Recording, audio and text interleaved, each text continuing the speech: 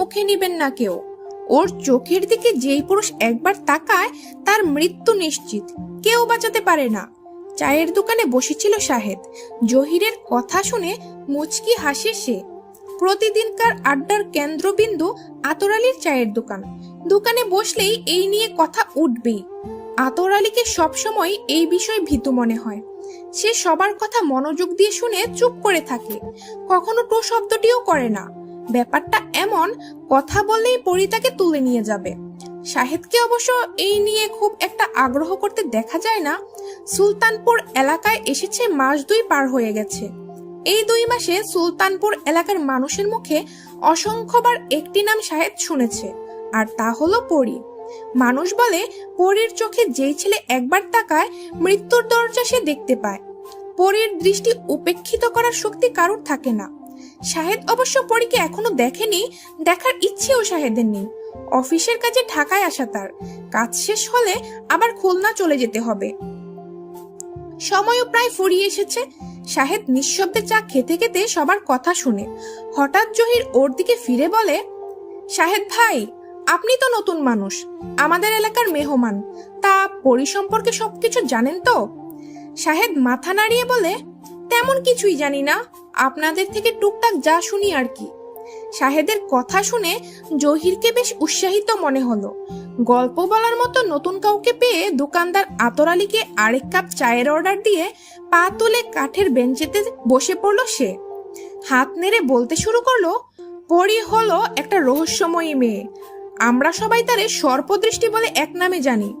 যার দিকে কেউ যদি একবার চোখ তুলে তাকায় তাহলে সে আর এই জগতে বাঁচতে পারে না।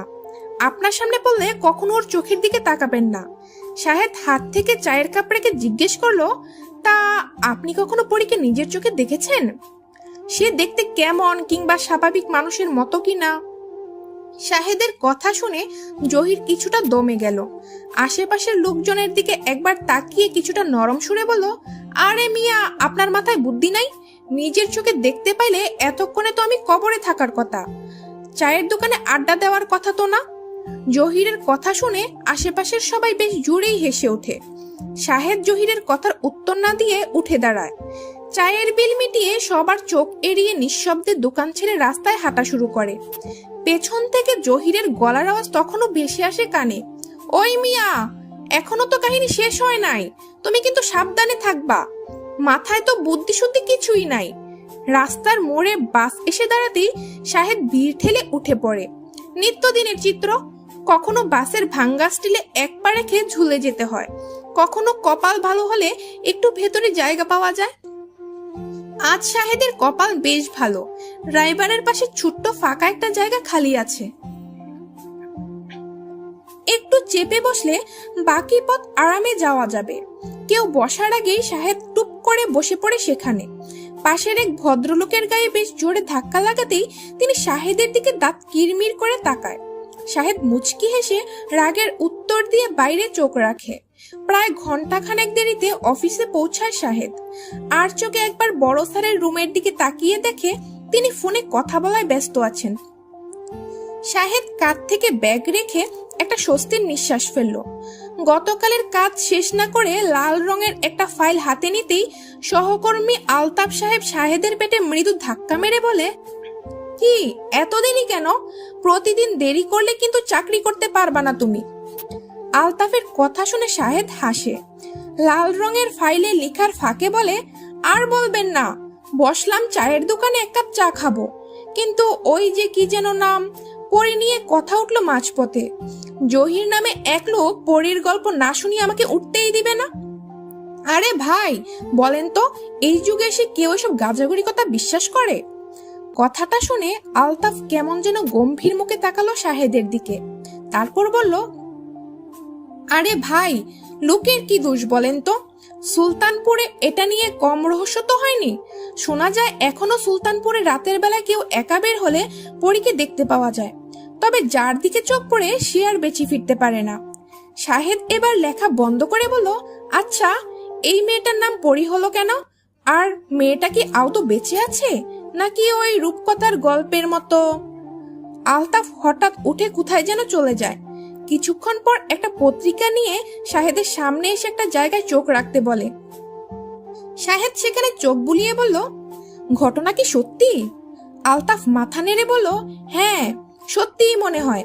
পরীকে এখন পর্যন্ত মাত্র একজন লোক নিজ চোখে দেখে প্রাণে বেঁচে ফিরেছে। তার ভাষ্য অনুযায়ী গ্রামের বাড়ি থেকে শহরে ফিরতে তার প্রায় গভীর রাত হয়ে যায়। সুলতানপুরের কবরস্থানের সামনে আসতেই হঠাৎ তার মনে হলো আশেপাশে সাপ যেন হিস হিস শব্দ করছে। লোকটি আশেপাশে তাকিয়ে কোনো সাপ খুঁজে পায়নি। তারপর কিছু দূর যেতেই দেখতে পায় রাস্তায় বসে একটি মেয়ে কাঁদছে। মেয়েটির মুখ লম্বা চুলে ঢাকা। হিস হিস শব্দটা সেখান থেকেই আসছে। লোকটি সামনে গিয়ে জিজ্ঞেস করলো, এই মেয়ে, তোমার নাম কি? এত রাতে এখানে কি করো? হিস হিস শব্দটা তখন থেমে যায়। মেয়েটি কেমন অদ্ভুত কণ্ঠে বলে, আমার নাম পরি। লোকটি তখন দেখতে পায় মেয়েটির পা কেমন যেন সাপের রূপ ধারণ করেছে। ভয়ে তার শরীর কাঁপতে শুরু করে। এই ঘটনার মাসখানেক আগেই দুজন যুবকের রহস্যজনক মৃত্যু হয়। তাদের চোখগুলো ছিল নীলাভ-বর্ণ। লোকটির সে কথা মনে হতেই সে ইয়া আল্লাহ বলে এক ছুট দেয়। পরদিন সকালে এই ঘটনা ছড়িয়ে পড়লে আতঙ্কে সবাই বাসা থেকে বের হওয়া বন্ধ করে দেয়। তারপর থেকেই পরিণামটি সবার মুখে মুখে। কেউ বলে পরীর চোখ হলো সাপের চোখ, যার দিকে একবার তাকায় তার মৃত্যু অনিবার্য হয়ে যায়। আলতাফের কথা শেষ হতেই শাহেদ জিজ্ঞেস করলো, লোকটি কি এখনো বেঁচে আছে? আলতাফ বলল, না, সেদিনের পর থেকে লোকটিকে আর কোথাও খুঁজে পাওয়া যায়নি। সবার ধারণা সে রাতেই পরীর শিকারে পরিণত হয়েছে লোকটি। আর এই ঘটনার পর আর কেউ মারা যায়নি, তবে অনেকেই রাতের বেলায় একটি মেয়েকে হাঁটতে দেখে। আলতাফের কথা রূপকথার গল্পের মতোই মনে হয় শাহেদের কাছে। লোকজন রাতের বেলায় দেখে বিড়াল, সবার কাছে বলে বেড়ায় বাঘ দেখেছে। মানুষের স্বভাবই হলো কিছুটা বাড়িয়ে বলা। আলতাফের সাথে কথা বলার মাঝেই খবর আসে অফিসের সেকেন্ড অফিসার আকরাম ভাইয়ের মা ইন্তেকাল করেছে। আজকের মতো অফিস ছুটি, সবাই আকরাম ভাইয়ের বাড়িতে যাবে। শাহেদ বাধ্য হয়ে বাকি সবার সাথে রওনা দেয় আকরাম ভাইয়ের বাড়িতে। মানুষটাকে খুব একটা পছন্দ করে না শাহেদ, সারাক্ষণ পেছনে লেগে থাকে আঠার মতো। কিছু বলাও যাবে না, সেকেন্ড অফিসার বলে কথা। অনেক ব্যাপারই মুখ বুঝে সহ্য করতে হয়। কিন্তু সে বাড়িতে পা রাখতেই শাহেদের মন খারাপ হয়ে যায়। আকরাম ভাইয়ের আপন বলতে এতদিন মা বেঁচে ছিলেন, বাবা মারা গেছে ছোটবেলায়, ভাই বোন কেউ নেই। লোকটা শোকে পাথর হয়ে গেছে একেবারে। শাহেদ আকরামের পাশে গিয়ে দাঁড়াতেই লোকটা শাহেদকে জড়িয়ে ধরে হাউমাউ করে কাঁদতে লাগলো। শাহেদের কাছে এই মুহূর্তে নিজেকে বড্ড ভাগ্যবান মনে হলো। এত মানুষ থেকে শেষে কিনা ভরসা করার মতো তার মতো অদমকেই আকরাম ভাই জড়িয়ে ধরে কাঁদছে। শেষ মুহূর্তে শাহেদের চোখেও পানি চলে আসে। নিজেকে সামলে বলল, এভাবে কাঁদলে খালামারাতা কষ্ট পাবে, আল্লাহর কাছে দোয়া করেন তিনি যেন বেহেশতের নসিব লাভ করেন। শাহেদের সাথে সাথে বাকি সবাইও এগিয়ে এসে লাশ দাফন করতে করতে প্রায় সন্ধ্যা পেরিয়ে গেল। লাশ দাফন শেষে সবাই আকরামের পাশে বসে। আকরাম ছোটবেলা থেকে মায়ের অবদান সবিস্তরে বলে কাঁদে। কেউ কেউ কথা শুনে আড়ালে চোখের পানি মুছে। যাওয়ার আগে সবাই একবার আকরামকে সান্ত্বনা দেয়। এশার আজানের একটু আগে সবাই বেরিয়ে পড়ে বাড়ির উদ্দেশ্যে। শাহেদের শরীর তখন ক্লান্ত। ঘড়ির দিকে তাকিয়ে দেখে প্রায় 8টা বেজে গেছে। বাসায় ফিরতে কম করে হলেও 2 ঘন্টা সময় লাগবে। তাড়াতাড়ি পা ফেলতে শুরু করে শাহেদ। মাঝে আলতাফ একবার ডাক দিলেও ব্যস্ততা এড়িয়ে যায় সে। শেষ গন্তব্যের বাস কপালে জুটে শাহেদের। সত্যি আজ ভাগ্যটা বড্ড ভালো। আলতাফের সঙ্গে কথা বলে আজ হেঁটেই বাসায় ফিরতে হতো। বাসে মাথা এলিয়ে চোখ বন্ধ করে ঘুমিয়ে পড়ে সে। হেল্পার এসে মামা মামা বলে ডাকতেই ঘুম ভেঙে যায়। জিজ্ঞাসা করে সুলতানপুর আর কতক্ষণ লাগবে। আধ ঘন্টা শুনে বেশ বিরক্ত বোধ হয় শাহেদের। বাসায় ফিরে রান্না বসাবে কখন, আর খাবেই কখন? নানান চিন্তায় বাসে এসে থামে সুলতানপুর সড়কের মাথায়। শাহেদ বাস থেকে নেমে রিক্সা খুঁজে, কিন্তু পুরো রাস্তা ফাঁকা। বাধ্য হয়ে হাঁটতে শুরু করে দ্রুত। দোকানপাট সব বন্ধ হয়ে গেছে। শাহেদ মনে মনে গালাগাল করে সুলতানপুরের মানুষদের। কি এক পরীর আতঙ্কে ঘড়িতে 12টা না বাজতেই দোকানপাট বন্ধ করে বাসায় চলে যায়। একটা রিকশাও নেই। কবরস্থান পার হতেই শাহেদের কিছুটা গা ছমছম করতে শুরু করে। এমন শুনশান পরিবেশে আগে কখনো হাঁটেনি সে। অফিস ছুটি শেষে বাসায় ফিরতে বেশি হলে 8টা বাজে। তারপর কি এক ঘুমে রাত শেষ, কিন্তু আজ অনেক নীরবতা চারপাশে। শাহেদ গলির মোড়ে ঢুকতেই মনে হলো একটা ছায়া রাস্তায় বসে আছে, বাতাসে চুলগুলো উড়ছে। শাহেদ কিছুটা সামনে যেতেই এবার স্পষ্ট দেখতে পেল একটি মেয়ে বসে আছে। মেয়েটি ফুপিয়ে ফুপিয়ে কাঁদছে। শাহেদ সামনে যেতেই এবার কান্নার আওয়াজ বেড়ে গেল। সে কান্নার প্রাণ নেই। শাহেদ মেয়েটির থেকে মাত্র 1 হাত দূরে দাঁড়িয়ে আছে, কাঁধে হাত রেখে বলল, এই মেয়ে, তোমার নাম কি? এই মাঝ রাস্তায় বসে কাঁদছো কেন? মেয়েটি সরু অদ্ভুত কণ্ঠে বলল, আমার নাম পরি। শাহেদ ভয়ে 2 পা পিছিয়ে আসে। ভুল শুনেনি তো সে? এই কি তবে সেই পরি যার দৃষ্টি উপেক্ষিত করার শক্তি কোনো পুরুষের নেই? কিন্তু পরি তো রূপকথার গল্পের মতো সুলতানপুরের মানুষের মুখে মুখে। তাহলে বাস্তবেই কি পরির অস্তিত্ব রয়েছে? মোবারক হোসেন গেটের সামনে দাঁড়িয়ে পায়চারি করছেন। ওনার বাড়িতে নতুন ভাড়াটিয়া এসেছে আজ। দীর্ঘ 6 মাস খালি থাকার পর অবশেষে দোতলার পশ্চিমের বাসা যেন হাঁপ ছেড়ে নিঃশ্বাস ফেলছে। আনন্দে মোবারক হোসেনের চোখ মুখ ঝলমল করছে বেশ। গতকাল সেলুনে গিয়ে সাদা চুলে মেহেদির রং করে এসেছেন। ওনাকে দেখে কে বলবে বয়স 52 পার হয়েছে? সাদা ফতুয়ায় বয়স যেন 10 বছর কমে গেছে একদিনেই। ভাড়াটিয়ার মালামাল ওঠানোর দায়িত্বে থাকা লোকজনকে বেশ ব্যস্ত রাখছেন তিনি। একটু এদিক সেদিক হলেই নিচে গিয়ে তাদের ধমক দিয়ে তটস্থ রাখছেন। মালামালের দায়িত্বে থাকা লোকগুলো ওনার উপর বেশ বিরক্ত মনে হচ্ছে। একটু আড়ালে গিয়ে সিগারেট মুখে দিয়ে দুজন বলছে এমন ভাব করে যেন নিজেই ভাড়াটিয়া। মোবারক হোসেন এসব কথা শুনেও গায়ে মাখে না। কিছু কথা শুনেও না শোনার ভান করতে হয়। ভাড়াটিয়ার সাথে খাতির রাখা দরকার। ঘরের লক্ষ্মী পায়ে ঠেলতে নেই। লোকগুলো চলে যেতেই তিনি গেট বন্ধ করে ভেতরে চলে গেলেন। সিঁড়ি বেয়ে দোতলায় উঠে গিয়ে বাইরে থেকে গলা খাকারি দিয়ে বললেন, ভেতরে আসতে পারি? চশমা পরিহিত একটি মেয়ে হাসি মুখে বাসার ভেতর থেকে বের হয়ে আসে। গোলাপি রঙের জামা পরে আছে মেয়েটি, হাতে একটা ছেঁড়া ময়লা কাপড়। মেয়েটি হেসে বলল, আরে বাড়িওয়ালা চাচা, ভেতরে আসুন, বাইরে দাঁড়িয়ে আছেন কেন? মোবারক হোসেন পাঞ্জাবির হাতা গুটিয়ে লজ্জিত ভঙ্গিতে বাসার ভেতরে ঢুকে পড়ল। লোকগুলো বেশ কাজের, মুহূর্তে সবকিছু গুছিয়ে দিয়ে গেছে। শুধু ভালো করে পরিষ্কার করে বিছানা পেতে দিলেই কাজ শেষ। চারদিকে একবার তাকিয়ে মোবারক হোসেন বললেন, তোমার নাম যেন কি মা? বয়স হয়েছে তো, এরই ফাঁকে ভুলেই গিয়েছি। মেয়েটি হাসি মুখে বলল, আমার নাম নীরা। মোবারক বলল, বাহ, বেশ মিষ্টি নাম। তা তোমার বাবা আসেনি? নীরা বলল, না চাচা, বাবা এখন আসবে না, সময় করে উঠতে পারেনি। মোবারক বলল, তা তোমরা দুজনে একা সামলাতে পারবে তো? না হলে আমাকে বলবে কিন্তু।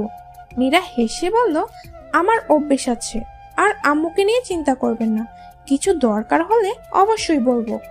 চাচা, কিছু মনে করবেন না, আসলে সব কিছুতে এত ময়লা জমেছে, আপনাকে বসিয়ে একটু চা দিব তাও পারছি না। মোবারক হোসেন কিছু বলতে যাবে তার আগেই বাহির থেকে বেশ হইচই শুনতে পেলেন। বুঝতে পারছেন না ঠিক এই সময়ে নতুন করে সুলতানপুরে আবার কি ঝামেলা শুরু হয়েছে। নীরা কৌতূহলী হয়ে জিজ্ঞেস করলো, চাচা, বাইরে এত গন্ডগোল কিসের? মনে হচ্ছে অনেক মানুষ কিছু দেখে চিৎকার করছে। মোবারক হোসেন বয়স বিব্রত হয়ে পড়লেন। এমনিতেই 6 মাস পর ভাড়াটিয়া জুটেছে, আর সুলতানপুরে ইদানিং ঝামেলার শেষ নেই। নতুন কি হয়েছে কে জানে। নাক ছিটকানো ভাড়াটিয়া বড্ড মুশকিলে ফেলে দেয়। মা মেয়ে কেমন এখনো ঠিক বুঝতে পারছেন না তিনি। মোবারক বললেন, ঠিক জানি না, মনে হচ্ছে ফুটবল খেলা নিয়ে পাড়ার ছেলেরা হইচই করছে। নীরা মাথা নেড়ে বলল, আমার কিন্তু মোটেও সেটা মনে হচ্ছে না। হঠাৎ হাতের ধুলো ছেড়ে নীরা বলল, চলেন তো গিয়ে দেখে আসি। মোবারক হোসেন নীরার এমন কথায় অবাক না হয়ে পারলেন না। তিনি চিন্তিত মুখে শুধু মাথা নেড়ে সম্মতি জানালেন। সুলতানপুর থানার ইন্সপেক্টর আশরাফ আলী মুখে রুমাল চাপা দিয়ে কচুরিপানার ডোবার সামনে দাঁড়িয়ে আছে। উৎসুক মানুষের ধাক্কাধাক্কিতে বেশ বিরক্ত তিনি। দুজন কনস্টেবল দিয়ে কত আর সামলে রাখবে। পূর্বপাড়ার ধোপাপাড়া থেকে নন্দলালকে ডেকে আনা হয়েছে একটু আগে। বেশ করিতকর্মা লোক নন্দলাল। কিন্তু গতকাল রাতে নেশা করে বড্ড ঝামেলায় ফেলেছে পুলিশকে। ঘুমের রেশ এখনো কাটেনি বেটার। ডোবা খুব বেশি গভীর নয়, তবে ঘন ঘাসে পা আটকে গেলে বড্ড বিপদ। ছোট ছোট বিষাক্ত সাপের ভয় তো আছেই। গতকাল রাত থেকে এখনো বাসায় যেতে পারেনি ইন্সপেক্টর আশরাফ আলী। এদিকে ছোট্ট মেয়েটা বায়না করছে আজ মেলায় নিয়ে যেতে হবে। ভেবেছিল সকালে ডিউটি অফ রেখে বাসায় যেতে পারবে। হাতের কাজ ছেড়ে উঠতে যাবে, তখনই কনস্টেবল মতিন এসে বলল, স্যার, একটা খারাপ খবর আছে। সুলতানপুরের কচুরিপানার ডোবায় একটা লাশ পড়ে আছে। ইন্সপেক্টর আশরাফ আলীকে বেশ চিন্তিত মনে হচ্ছে। গত 2 মাসে আগে সুলতানপুরে রহস্যজনক 2 যুবকের মৃত্যু হয়। পত্রিকায় এই নিয়ে কম লেখালেখি তো হয়নি। মাঝে এক লোক পরীর কাহিনী শুনিয়ে ব্যাপারটা আরো জটিল করে তুলেছিল। নানা ঘটনায় তা কিছুটা ধামাচাপা পড়ে, কিন্তু আজ আরেকটা লাশের খবর শুনে এরপরের জনরোষ কিভাবে সামলাবে তা ভেবেই ইন্সপেক্টর আশরাফের চিন্তার শেষ নেই। কি যেন ভেবে একবার কনস্টেবল মতিনকে হাতের ইশারায় কাছে আসতে বলল। কনস্টেবল মতিনকে এই ব্যাপার নিয়ে একটু বেশি উত্তেজিত মনে হচ্ছে। মুখে পান চিবিয়ে আশেপাশের মানুষের সাথে খাতির জমানোর চেষ্টা করছে সে। কাছে এসে ইন্সপেক্টর আশরাফ আলীকে সালাম জানিয়ে হাসি মুখে বলল, আমারে ডাকছেন স্যার? কনস্টেবল মতিনের এমন হাসি এখন বিষের মতো লাগছে ইন্সপেক্টর আশরাফ আলীর কাছে। দাঁতগুলো পানের রসে তামাটে লাল হয়ে আসছে। এর চেয়ে বিশ্রী বোধহয় কিছুই হয় না। মতিনের দিকে ভ্রু কুঁচকে তাকিয়ে বলল, আপনাকে খুব খুশি মনে হচ্ছে, তার কারণ কি? কনস্টেবল মতিন একগাল হেসে বলল, স্যার, আমার অনেক দিনের শখ পত্রিকায় ছবি ছাপানোর, কিন্তু সুযোগ হয়নি। আজ যা কাণ্ড ঘটেছে, সাংবাদিক সব তো ক্যামেরা নিয়ে হাজির। একজনের সাথে আড়ালে কথা হইছে, তিনি এই ঘটনায় আমার সাক্ষাৎকার নিব। মতিনের কথা শুনে ইন্সপেক্টর আশরাফ আলীর ইচ্ছে করছে বেটার শরীর থেকে পোশাকটা খুলে চাকরি থেকে বের করে দিতে, কিন্তু সে ক্ষমতা তার নেই। মতিনকে ধমক দিয়ে বলল, বেশি কথা আমি পছন্দ করি না, কাজের কথায় আসি আমরা। ধমক শুনে কনস্টেবল মতিনের হাসি মুখ মুহূর্তেই মিলিয়ে গেল। মাথা নিচু করে বলল, সরি স্যার, আর এমন হবে না। ইন্সপেক্টর আশরাফ আলী আশেপাশে একবার তাকিয়ে আস্তে করে বলল, সত্যিই কি লাশ পড়ে আছে? আমি তো কচুরিপানার জন্য এখনো দাঁড়িয়ে কিছুই চোখে পড়ছে না। আর লাশ জিনিসটা আমার সব সময় অপছন্দের, কেমন গা শিরশির করে, কাছে যেতে পারবো না। কনস্টেবল মতিন বেশ আত্মবিশ্বাসী। কচুরিপানার ডোবার দিকে হাত উঁচিয়ে বলল, ওই যে মাথা দেখা যায়। তারপর হঠাৎ থেমে বলল, স্যার, আমার মনে হয় এটা পরীর কাজ। পরিণামটা শুনে ইন্সপেক্টর আশরাফের মুখটা কেমন বেলুনের মতো চুপসে গেল। রূঢ় কণ্ঠে বলল, তুমি আমার সামনে থেকে যাও তো। চাকরির তো কম বয়স হয়নি, কখন কি কথা বলবে এখনো বুঝতে পারো না। 30 মিনিট পর কচুরিপানার ডোবা থেকে একটা লাশ টেনে আনতে দেখা গেল দুপাপাড়া নন্দলালকে। তবে নন্দলালের শরীর কাঁপছে, ঠিক মতো দড়ি ধরে টানতে পারছে না সে। হাতের কাঁপায় তা বারবার সরে যাচ্ছে। শেষে একজন গিয়ে হাত লাগালো তার সাথে। ডোবা থেকে মাটিতে লাশ তুলে আনতেই আশেপাশের মানুষের হইচই আরো বেড়ে গেল। লাশের অবস্থা দেখে সবার তখন চোখে মুখে আতঙ্ক ছড়িয়ে পড়েছে। ইন্সপেক্টর আশরাফ আলী লাশের দিকে একবার তাকালো। বাম হাতে 2 চোখের পাতা উল্টিয়ে আটকে উঠল। লাশের চোখ দুটো নীল হয়ে আছে। কনস্টেবল মতিনের দিকে তাকিয়ে আসতে বলল, তোমার অনুমানই হয়তো সত্যি, পরীর শিকার হয়েছে লোকটা। তারপর লাশের মুখে সাদা কাপড় দিয়ে ঢেকে কৌতূহলী মানুষের দিকে তাকিয়ে বলল, এই লোকটাকে কেউ চেনেন? মনে হচ্ছে গতকাল রাতেই মৃত্যু হয়েছে। কেউ পরিচয় জানলে সামনে এসে দাঁড়ান। ভিড় ঠেলে মোবারক হোসেনকে বের হয়ে আসতে দেখা গেল। ওনার পেছন পেছন নীরাও হাঁটছে। মোবারক হোসেন হঠাৎ লাশ দেখে লাফিয়ে উঠলেন, চিৎকার দিয়ে বলেন, ইয়া আল্লাহ, এটা তো দোকানদার আতর আলী।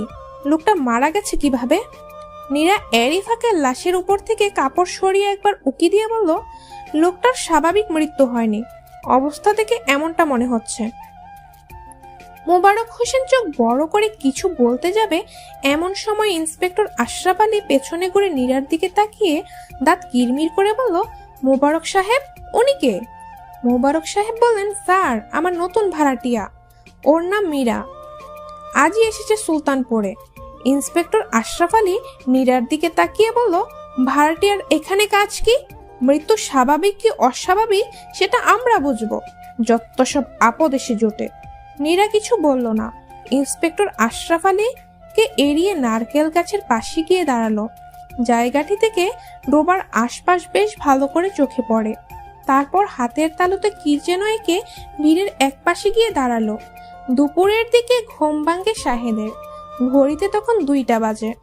বালিশের পাশ থেকে মোবাইলটা হাতে নিয়ে দেখতে পেল সকাল থেকে আলতা 12টা কল দিয়েছে তাকে।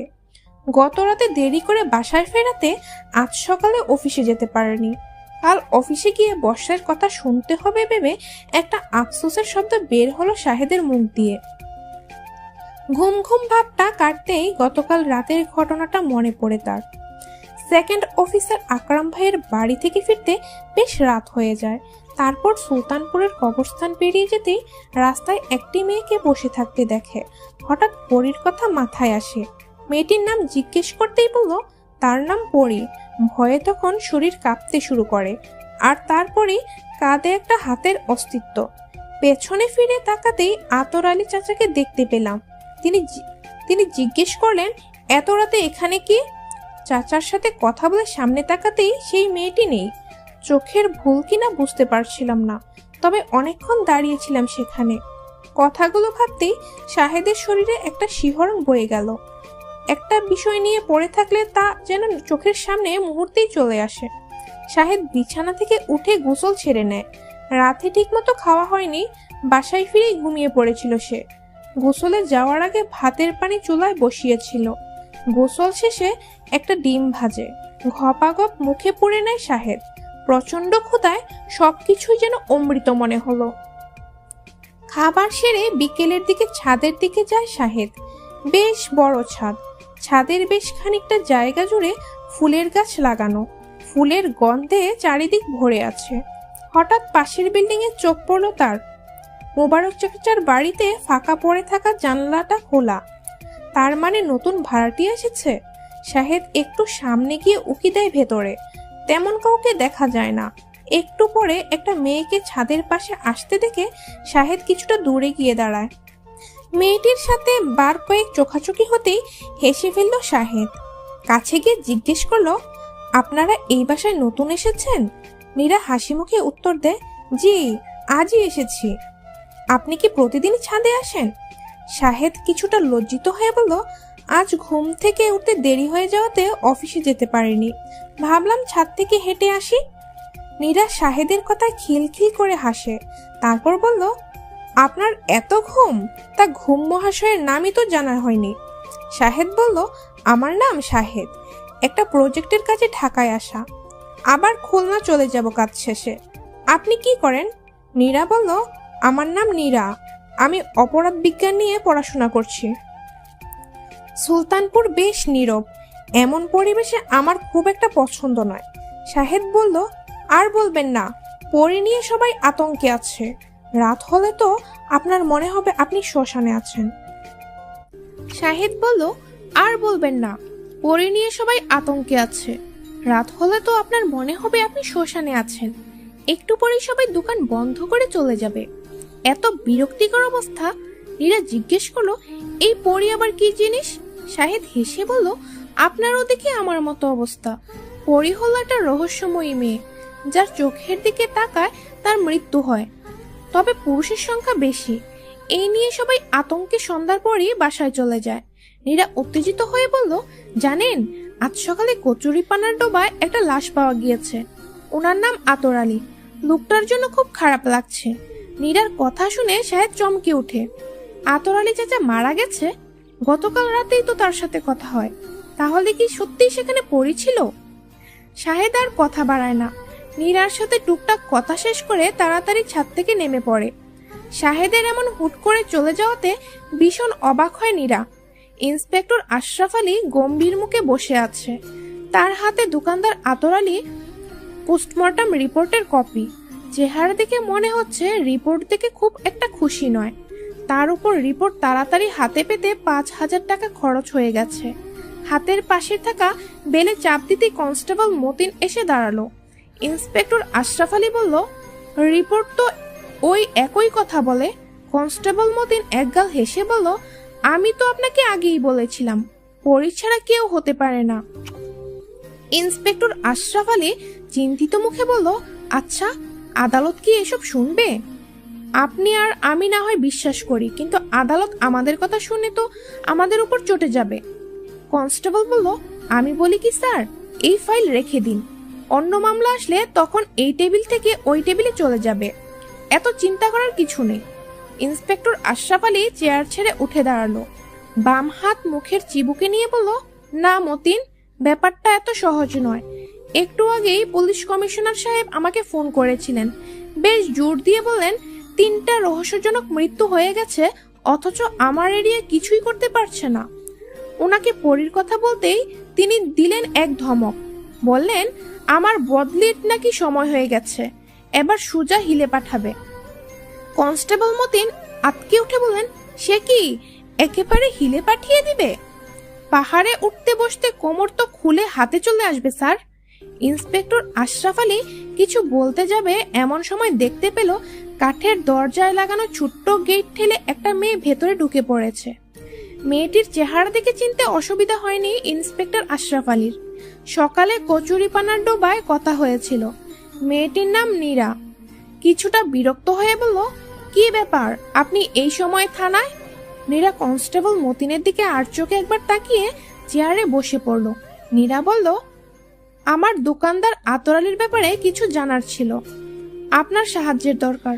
নীরার কথা শুনে দুজনে অবাক না হয়ে পারল না। বাইরের লোক এসে কিনা পুলিশের ব্যাপার নিয়ে সাহায্য চায়। ইন্সপেক্টর আশরাফ আলী বেশ চটে গেল। তারপর বলল, সকাল থেকে আপনি বড্ড বিরক্ত করছেন ম্যাডাম। আপনি কে বলুন তো, আপনাকে আমি তদন্তের ব্যাপারে সাহায্য করতে যাব? নীরা স্বাভাবিকভাবেই উত্তর দিল, আমি অপরাধ বিজ্ঞান নিয়ে পড়াশোনা করছি, আপনার সাহায্য দরকার আশরাফ সাহেব। নীরার কথা শুনে ইন্সপেক্টর আশরাফ বেশ জোরে হেসে ওঠে।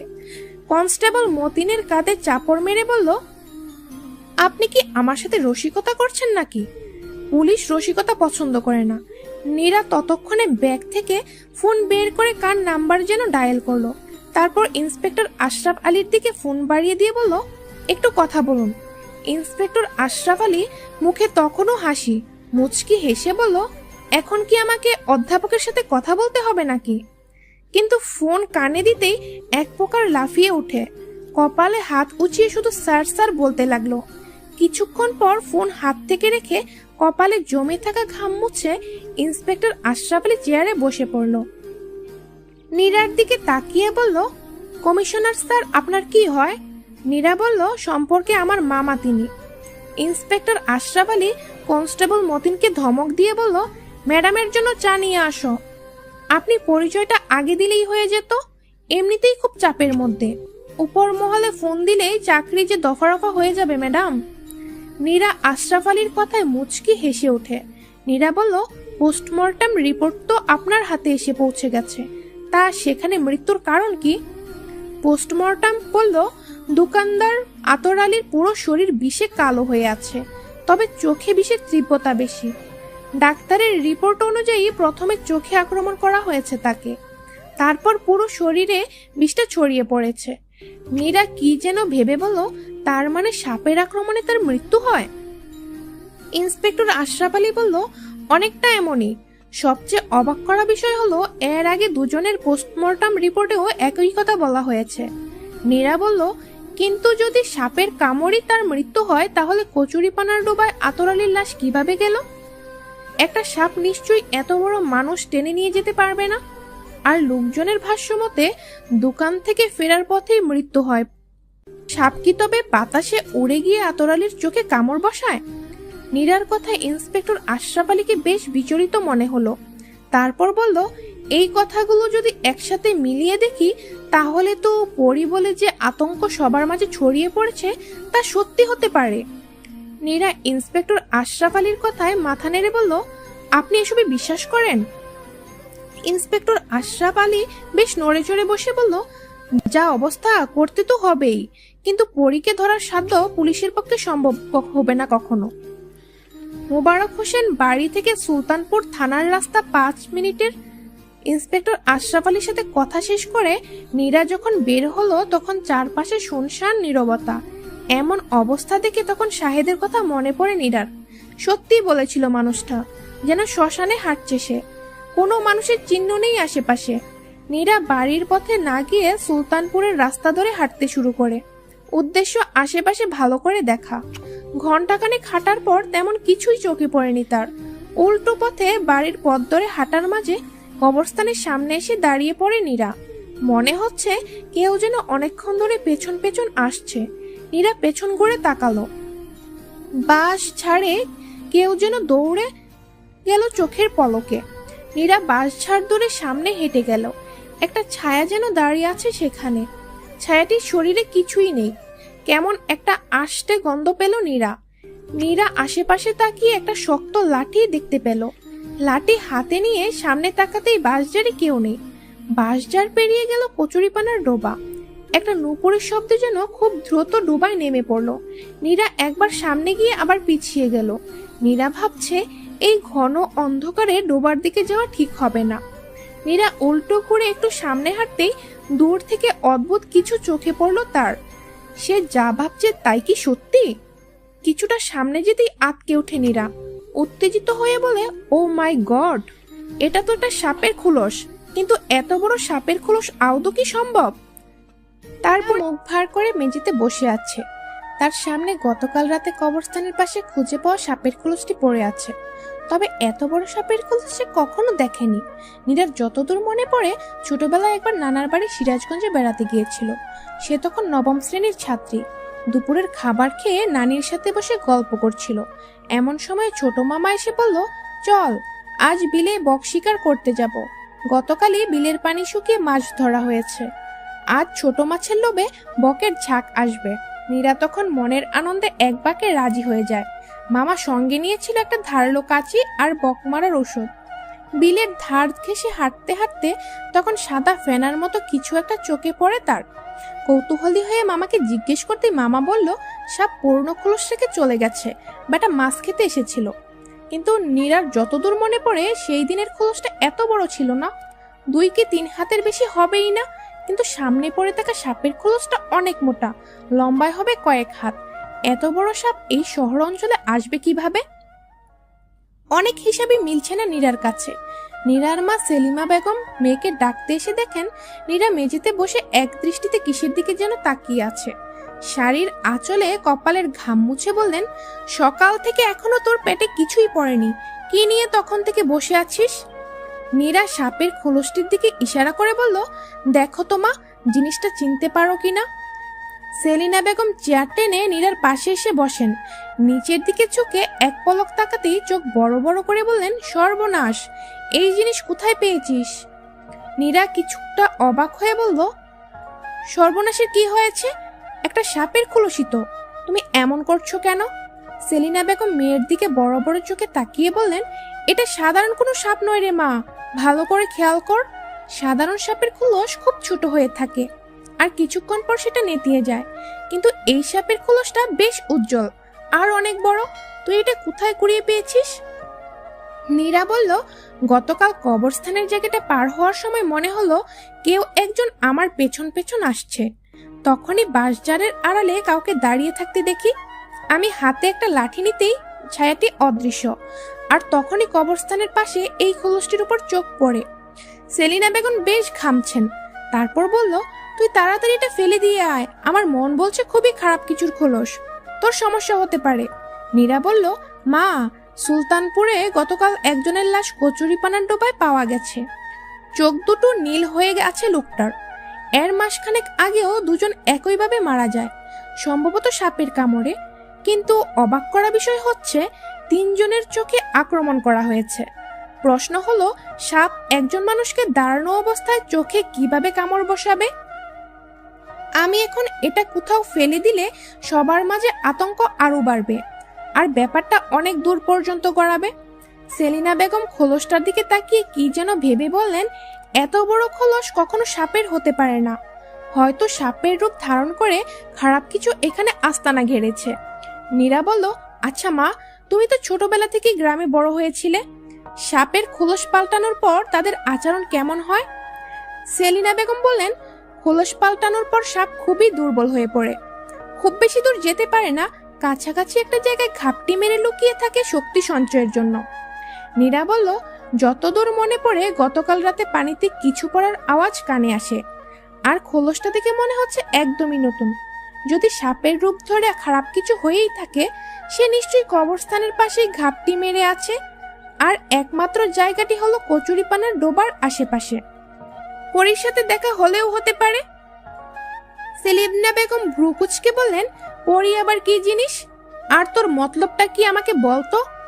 নীরা সে কথার উত্তর না দিয়ে তার মায়ের দিকে তাকিয়ে বলল, আমাকে খেতে দাও, একবার বাইরে যেতে হবে। সেলিনা বেগম উঠে দাঁড়ালেন, যেতে যেতে বললেন, এই গোয়েন্দাগিরি করতে গিয়ে তুই যে কি বিপদ ডেকে আনবি কে জানে। রাগে গজগজ করতে করতে চলে গেলেন তিনি। নীরা তার মায়ের কথায় মুচকি হেসে সাপের খোলসটা একটা ব্যাগ দিয়ে ঠেকে রুম থেকে বেরিয়ে যান। সুলতানপুরের রাস্তার মোড়ে একজন লোক অদ্ভুত ভঙ্গিতে দাঁড়িয়ে আছে, দেখতে অনেকটা সাধু সাধু ভাব আছে। তার হাতে একটি সাদা কাগজ। কিছুক্ষণ পর পর কাগজটির দিকে তাকিয়ে কি যেন খোঁজে। আশেপাশের লোকজন তাকে দেখে বেশ কৌতূহলী চোখে তাকায়, তারপর নিজেদের কাজে আবার ব্যস্ত হয়ে পড়ে। লোকটি সুলতানপুরের রাস্তা ধরে হাঁটতে শুরু করে, বেশ ধীর পায়ে হাঁটছে। কিছুক্ষণ হাঁটার পর দাঁড়িয়ে পড়ে, খুব খুব করে কাশে, আবার হাঁটতে শুরু করে। কয়েকটা ছোট ছেলে মেয়ে লোকটির পেছন পেছন আসছে, তারা ব্যাপারটায় বেশ মজা পাচ্ছে। লোকটি থামলে সবাই খিলখিল করে হাসে, দৌড়ে পালায়। জহির একটি দোকানে বসেছিল। দোকানদার আতর আলীর মৃত্যুর পর সে খুব একটা কথা বলে না। পরী নিয়ে আগের মতো কথা বলতে তার আগ্রহ কমে গেছে। লোকজন নানা কথায় তাকে এই ব্যাপারে আওয়াজ দিলেও সে খুব সহজে তা ধরে ফেলে। নিঃশব্দে বসে চা খায়, মাঝে মাঝে বাইরে উদাস হয়ে তাকিয়ে থাকে। চা খাওয়ার ফাঁকে ছেলে মেয়েগুলোর এমন দুষ্টামি তার চোখে পড়ে যায়, সঙ্গে ওই সাধুবেশী বুড়ো লোকটাকেও। জহির চায়ের কাপ হাত থেকে রেখে উঠে দাঁড়ায়, হাতে একটা লাঠি নিয়ে বাচ্চাগুলোকে ধমক দিয়ে তাড়া করতেই তারা ছুটে পালায়। লোকটি জহিরের সামনে এসে দাঁড়িয়ে পড়ে। জহির হাত থেকে লাঠি ফেলে দিয়ে জিজ্ঞেস করলো, কাউকে খুঁজেন আপনি? এই এলাকায় তো আগে দেখিনি। লোকটি জহিরের দিকে কিছুক্ষণ তাকিয়ে বলল, আমার নাম হামিদ সর্দার, আমি মণিকান্তপুরের লোক, সে অনেক দূরের পথ। জহির জায়গার নামটি শুনে ভেবাচাকা খেয়ে যায়, এমন নাম সে আগে কখনো শুনেনি। বলল, তা অত দূর থেকে এখানে কি জন্য এসেছেন? হামিদ সর্দার তার হাতে থাকা কাগজে একবার চোখ বুলিয়ে বলে, এটা সুলতানপুর তো, ওই যে গতকাল একজন মারা গেছে। জহির মাথা নেড়ে বলল, হ্যাঁ এটাই সুলতানপুর, আপনি কার খুঁজে এসেছেন তাই বলেন। জহিরের কথাটি শুনে হামিদ সর্দার যেন ভরসা পেল, কিছুটা ঝুঁকে আস্তে করে বলল, আমি পরীর ব্যাপারে কিছু জানাতে চাই, আমাকে থানায় নিয়ে চলুন, তাড়াতাড়ি নিয়ে চলুন, না হলে যে বড্ড সর্বনাশ হয়ে যাবে। লোকটির কথায় জহির আশেপাশে একবার তাকায়। জহির ভাবছে, যেই বিষয় নিয়ে কথা বলতে চাই না সেই এসে কপালে জুটে। বাসায় চলে যাওয়া বুদ্ধিমানের কাজ হবে। তারপর আবার কি মনে করে হামিদ সর্দারকে বলল, চলুন আমার সাথে, কিন্তু এর বেশি কিছু করতে পারবো না।